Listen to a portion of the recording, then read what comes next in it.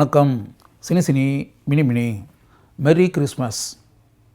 கிறிஸ்மஸுக்கு வாழ்த்து சொல்கிறேன் அப்படின்ற மாதிரி. மெரி கிறிஸ்மஸ் ஒரு திரைப்படத்தினுடைய பேர். இந்த திரைப்படம் வந்து ஹிந்தி தமிழ் இரு மொழிகளில் எடுக்கப்பட்ட திரைப்படம். இந்த படத்தினுடைய கதாநாயகன் விஜய் சேதுபதி, கதாநாயகி கத்ரீனா கைஃப். இந்த படத்தை வந்து இரு மொழிகளில் எடுக்கப்பட்டு அப்படின்ற ஒரு பக்கம் இருந்தால் கூட நான் இந்த படத்தை ஹிந்தியில் தான் பார்த்தேன். ஹிந்தி மொழியில் போய் நான் இந்த படத்தை பார்த்ததுக்கு காரணம் என்னென்னா, விஜய் சேதுபதி தமிழில் வசனம் பேசி, தமிழில் உரையாடல் பேசி, தமிழில் டைலாக் பேசி நடிக்கிறது அப்படின்றது நம்ம பொதுவாக நம்ம படங்களை பார்த்துக்கிட்டு இருக்க விஷயம் தானே. விஜய் சேதுபதி கதாநாயகனாக ஒரு படத்தில் வந்து ஹிந்தி படத்தில் நடிக்கிறாரு அப்படின்றது எவ்வளோ பெரிய விஷயம். ஸ்ரீராம் ராகவன் இந்த படத்தினுடைய இயக்குனர். அந்த ஸ்ரீராம் ராகவன் வந்து விஜய் சேதுபதி கதாநாயகனாக துணிச்சலாக ஒப்பந்தம் செய்துன்னு இருக்குல்ல, அதுக்காகவே அந்த ஸ்ரீராம் ராகவனுடைய அந்த அபாரமான துணிச்சலை நான் மனம் திறந்து பாராட்டுகிறேன். உண்மையாகவே யோசிச்சு பார்த்தா, அதாவது இதுக்கு முன்னாடி வந்து ஷாருக் கான் கூட வந்து வில்லனாக ஜவான் படத்தில் நடித்து அப்படிங்கும்போது அதில் நல்லா தான் நடிச்சிருந்தார் Vijay Sethupathi. Very good performance. அது இருந்தால் கூட ஒரு முழுநீள கதாநாயகனாக இந்த படத்தில் ஹிந்தி பேசி அவர் எப்படி நடிக்கிறாரு அப்படின்றத நம்ம, ஏன்னா தமிழில் பேசி நடிச்சுன்றது நம்ம யூஸ்வலாக பார்த்துக்கிட்டு இருக்க விஷயம் தானே. அவர் எப்படி ஹிந்தி பேசுகிறாரு, ஹிந்தி டைலாக் எப்படி பேசுகிறாரு அப்படின்ற மாதிரி மனப்பூர்வமாக நான் பார்க்கணுன்னு ஆசைப்பட்டேன். அதுக்காகவே ஹிந்தி திரைப்படத்தை தேடி போய் இந்த படத்தை பார்த்தேன். பாராட்டக்கூடிய அருமையான முயற்சி இது. ஆக்சுவலாக it is a crime film. ஒரு மென்மையான படமாக ஆரம்பித்து மிடில் ஆஃப் த ஃபிலிமில் வந்து இது கிரைம் படமாக மாறிவிடும். கிரைம் வித் சஸ்பென்ஸ் அப்படின்ற பேட்டர்னில் வச்சு ஒரு சிங்கிள் நைட்டில் நடக்கக்கூடிய கதை. அதாவது கிறிஸ்மஸ் நைட் அப்படின்றோம்ல, அதான் மெரி கிறிஸ்மஸ்ன்னு சொல்லிட்டு வச்சுட்டாங்க. அந்த நைட்டில் இரவு நேரத்தில் ஒரு இரவில் நடக்கக்கூடிய ஒரு படம். இந்த மாதிரி ஒரு மாறுபட்ட ஒரு கதை அப்படின்னு அவர் ஃப்ரெட்ரிக் டார்ட் அப்படின்ற ஒரு ஃப்ரெஞ்சு ரைட்டர் எழுதினா ஃப்ரெஞ்சு நாவல் பேர்ட் இன் ஏ கேஜ் அப்படின்னு சொல்லி, பேர்டு அது கூண்டுக்குள் அடைக்கப்பட்ட ஒரு பறவை, பேர்ட் இன் ஏ கேஜ் அப்படின்னு சொல்லிட்டு ஒரு நாவல் புதினம். அந்த புத்தகத்தை மையமாக வைத்து உருவாக்கப்பட்ட திரைப்படம் தான் மெரி கிறிஸ்மஸ் அப்படின்னு சொல்லி. அது இதில் வந்து படத்தில் ஆரம்ப காட்சி அப்படிங்கும்போது விஜய் சேதுபதி அவர் வந்து ஆல்பர்ட் ஆரோக்கியசாமி அப்படின்ற, இப்போ தமிழ் பேர் தான் வச்சுருக்காங்க, ஆல்பர்ட் ஆரோக்கியசாமி அப்படின்ற ஒரு பேரில் அவர் வந்து ஒரு 7 ஆண்டுகள் அந்த ஊர்லேயே இல்லை. 7 ஆண்டுகளுக்கு பிறகு ஒரு ஃப்ளாட்டில் வந்து ஒரு வீடு, அந்த வீட்டுக்கு வர்றாரு. 7 வருடங்களுக்கு பிறகு அது ஆரம்பத்தில் அவர் ஏதோ துபாயில் இருந்தது மாதிரியும், அவர் ஆர்கிடெக்டாக இருந்தது மாதிரி அப்படின்ற மாதிரி அப்படி படத்தில் காட்டப்படுறாரு வசனத்தின் மூலமாக. அப்படி வந்த பிறகு அந்த கிறிஸ்மஸுக்கு அப்படியே வெளியே போய் அப்படின்னு இருக்கும், அங்கே வந்து அப்படியே அங்கிள் அப்படின்னு ஒருத்தர் வந்து யாதூன் அப்படின்ற பேரில் ஒரு ஒயின் அவரே தயாரித்து அவருக்கு கொடுக்குறாரு. இரவு சாப்பிட்றதுக்கு அவர் கூப்பிட்றாரு. இல்லை, நான் வந்து நான் வெளியே சாப்பிட்டுக்கிறேன் அப்படின்ற மாதிரி வந்து வெளியே போகும்போது அங்கே வெளியே வந்து ஒரு ரெஸ்டாரண்ட்டில் அங்கே கத்ரீனா கைஃபினுடைய ஒரு குழந்தை, பெண் குழந்தை ஆனி அப்படின்னு சொல்லி, கத்ரீனா கைஃபினுடைய பேர் மரியா. அது அவங்க 2 பேரையும் அறிமுகமாகறாங்க. அதுக்கு பிறகு அந்த ரெஸ்டாரண்ட் வெளியே விட்டு வந்த பிறகு ஒரு திரையரங்கில் போய் திரைப்படம் பார்க்கலாம்னு சொல்லிட்டு போகும்போது அங்கேயும் அவங்க 2 பேரையும் விஜய் சேதுபதி பார்க்குறாரு. அப்போ இரவு நேரம் ஷோ முடிஞ்ச பிறகு அவங்க வீட்டுக்கு போகணும் அப்படின்னு வரும்போது, சரின்னு சொல்லிட்டு நான் உங்களை வேணால் வீட்டில் ட்ராப் பண்ணிடலாமா அப்படின்ற மாதிரி சொல்லி அப்படியே அந்த குழந்தைய தூங்கிட்டு இருக்க குழந்தைய மேலே போட்டு அப்படியே பக்கத்தில் வந்து அவங்க வீட்டில் வந்து அவங்க வீடு வரை அவர் வர்றாரு. வந்து வீட்டுக்கு வந்து அப்போ எங்கள் வீட்டுக்கு வரங்களே வந்துட்டு அப்படியே உள்ளே வந்துட்டு போகலாமே அப்படிங்கும்போது, அப்போ வழக்கமாக விஸ்கி கொண்டு வந்து கொடுத்து அந்த விஸ்கியை பருகி அப்படின்ற மாதிரி விஷயம்.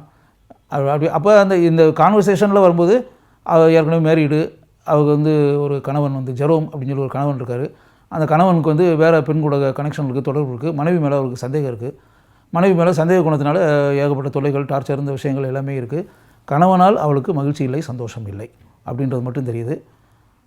இவர் விஸ்கி குடிக்கிறாரு. அவள் வந்து கத்ரீனா கைஃப் வந்து ஒயின் குடிக்கிறாங்க. அதுக்கு பிறகு இடையில அந்த குழந்தை போய் நான் தூங்க வச்சுட்டு வரேன் அப்படின்ற பேட்டர்னில் வந்து ஒரு சம்பவம் நடக்கும். அதுக்கு பிறகு அப்படியே வரும்போது அப்படியே மறுபடியும் அப்படியே வெளியே போய் குழந்தை தூங்கிட்டு இருக்கு. இன்னும் ஒரு மணி நேரம் குழந்தை தூங்கிட்டு இருக்கோம். பக்கத்தில் நம்ம அப்படியே எங்கேயா போயிட்டு வரலாமே அப்படிங்கும்போது பக்கத்தில் மறுபடியும் அப்படியே கால்நடையாக நடந்து அப்படின்லாம் வரும்போது போகிற வழியில் இதான் என் வீடு இங்கே தான் இருக்குன்னு, உங்கள் வீட்டுக்கு நான் வரலாமான்னு சரின்னு சொல்லிட்டு, நீங்கள் இது மாதிரி இல்லை மேரேஜ் எல்லாம் ஒன்றும் கிடையாது. அது இடையில ஏதோ ஒரு காதலி இருந்ததாகவும், அந்த காதலி இறந்துட்டதாகவும், திருமணம் செய்வதற்கு முன்னாடி செய்யலாம் அப்படின்னு நினைக்கும்போது அவள் ஏற்கனவே கல்யாணம் அவள் ஹஸ்பண்டை தேடி அவள் போயிட்டா. அது பிறகு அப்படி ஒரு மேட்டரில் பின்னாடி அவள் இறந்துட்டா அப்படின்ற மேட்ரு. அந்த அவளுக்கு கொடுக்க வேண்டிய அந்த மோதிரம் இருக்குல்ல திருமணத்துக்காக, அந்த மோதிரத்தை அவர் பாக்கெட்டில் வச்சுக்கிட்டு இருக்காரு. இது ஒரு பக்கம். இதெல்லாம் கான்வர்சேஷனில் வருது.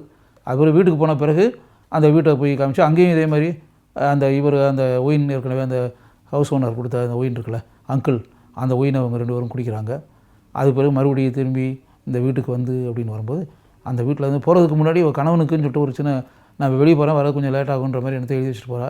திரும்பி வந்து பார்த்தா இவளுடைய கணவன் அந்த ஜெரோம் வந்து கொலை செய்யப்பட்டு அப்படியே இறந்து கிடக்கிறாரு. கொலை செய்யப்பட்டா சூசைட் கதைப்படி. அவர் தன்னைத்தானே துப்பாக்கி கையில் வச்சுருக்காரு. துப்பாக்கி அவர் தன்னைத்தானே சுட்டு அப்படின்னு வரும்போது, அப்போ சுட்டுன்னா இதான் அந்த கிரைம் படமாக பாதி கதைகள் கிரைம் படமாக மாறுதுன்னு சொன்னோம்ல.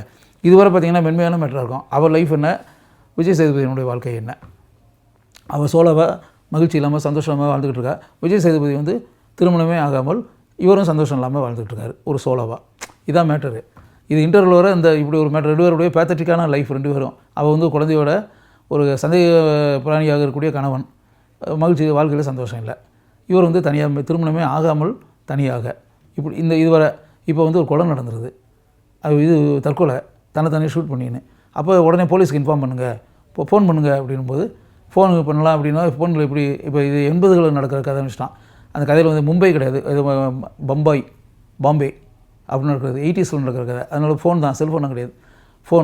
ஃபோனில் வந்து இது பண்ணலான்னா நீங்கள் ஃபோன் பண்ணுங்கள் போலீஸுக்கு உடனே இன்ஃபார்ம் பண்ணுங்கன்னா ஃபோன் பார்ப்பேன். இல்லை நான் பண்ண மாட்டேன், நான் இங்கேருந்து கிளம்புறேன்றவன். ஏன் நான் வந்தால் உனக்கு ஆபத்து, ஏன்னா நானே ஜெயிலில் 7 வருஷம் இருந்து தான் வெளியே வந்திருக்கேன். அப்போ இவர் வந்து துபாயில் கிடையாது, இவர் வந்து கட்டட இதில் தொழிலில் இருந்தவரும் கிடையாது.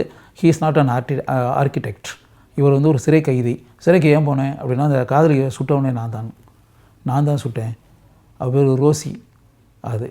அவளை வந்து சுட்டதே நான் தான். ராதிகா ஆப்டே நடிச்சிருக்காங்க, நல்லா பண்ணியிருக்காங்க. அப்படி இது இந்த பேட்டர்னில் வரும். இதை சொன்னோடனே அப்போ கெட் அவுட்ன்றான். அப்போ இதுவரை நீ சொன்னது பொய்யா, வெளியே போயிடுன்னு. வெளியே போயாச்சு. வெளியே போன பிறகு அதுக்கு பிறகு என்ன அப்படின்றது. அதுக்கு பிறகு வெளியே போன பிறகு அதுக்கு பிறகு அப்படி ஒருத்தன் இதே மாதிரி ஒரு சர்ச்சில் வந்து இதேமாதிரி இவர் சர்ச்சுக்கு போகும்போது நள்ளிரவு நேரத்தில் அங்கே சர்ச்சு, அதாவது கிறிஸ்மஸ் நைட்லேயே நடக்கிற மேட்டர் தானே. அங்கே சர்ச்சுக்கு போகும்போது அங்கே சர்ச்சில் குழந்தைய வச்சுக்கிட்டு அங்கே வந்து இது பண்ணும்போது அங்கே வந்து ஒருத்தன் இவன் மயங்கி கீழே மயங்கி கீழே விழுந்துடா. கீழே விழும்போது குழந்தை வீட்டில் இருக்குது. மயங்கி கீழே விழும்போது அவளை அப்படி ஹெல்ப் பண்ணுற மாதிரி சொல்லி அப்படி இது பண்ணிட்டு வரும்போது காருக்குள்ளே ஏற்றின் போது அந்த காரை ஓட்டிகிட்டு வர்றது மறுபடியும் விஜய் சேதுபதி. 2 பேருமே மறுபடியும் இதே வீடு, மறுபடியும் அதே சம்பவங்கள், அதே விஸ்கி, அதே ஒயின் குடிக்கிறது, அந்த மேட்டர்கள். அப்போ அந்த இறந்து போனேன் எங்கே இப்போ அவள் என்ன பண்ணா, என்ன ஆச்சு, ஏதோ சாதாரண கேஷுவல் நடக்கிற மாதிரி நடக்குது அப்படின்ற மாதிரி ஆன பிறகு அதுக்கு பிறகு என்ன. இப்போ இவருடைய வாட்ச் வந்து அந்த சர்ச்சில் வந்து கீழே விழுந்திருக்கும். அதை வந்து ஒரு லேடி எடுத்து கொடுத்துருப்பாங்க. அந்த வாட்சை எடுத்து பேக்கில் எடுத்து வச்சுருப்பா. இப்போ பார்த்தா என் வாட்சை அங்கே இதிலே விட்டுட்டேன், சர்ச்சில் எங்கேயோ விழுந்துச்சு, மறுபடியும் எடுக்கணுன்ற மாதிரி மறுபடியும் அவனை கூப்பிட்டுக்கிட்டு மறுபடியும் அங்கே போகிற வழியில் இவங்க வீட்டில் இறக்கி விட்டு போயிடுவாங்க.